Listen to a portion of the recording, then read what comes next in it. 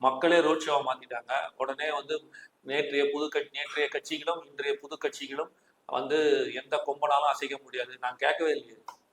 மக்கள் டிசைட் பண்ணுவாங்க சார். அப்புறம் என்னமோ சொல்ற லைனா ஒரு லிஸ்டா போட்டிருந்தார். கொள்கை இல்லாத கூட்டத்துக்கும் எங்களை போல் கொள்கை என்ன உங்களை போல் கொள்கை உள்ள கூட்டம்? எப்படி 200 ரூபா கொடுத்து காசு கொடுத்து கூட்டு வருது உங்க கொள்கை உள்ள கூட்டமா? உங்களோட இளைஞரணி மாநாட்டுல வந்து பெரியாரு அண்ணான்னு சொல்லிட்டு அவங்க போடாம காவாலா பாட்டு போட்டு டான்ஸ் ஆடினுக்கிறாங்க, அது உங்க கூட்டமா? அப்ப லைனா எடுத்து வைக்கலாம். தலைவன் ஒருத்தன் பேசிட்டு இருக்கும்போது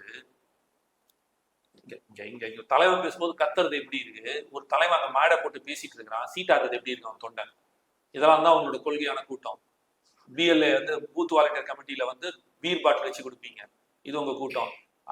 ஒரு ஒரு ஒரு கட்சியோட ஒரு பெரும் இடத்துல இருக்கிறாங்க, அதாவது முன்னாள் ஒரு கனிமொழி அம்மாவோட ஒரு மீட்டிங் நடக்குது, ஒரு இடத்துல ஒரு தெருமுனை கூட்டம் பொதுக்கூட்டம் நடந்துட்டு இருக்கு.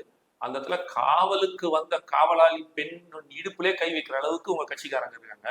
பிரியாணி சாப்பிட்டு காசு கொடுக்காம அடிப்பீங்க காசு கேட்டா. இதெல்லாம் கொள்கை உள்ள கூட்டம்.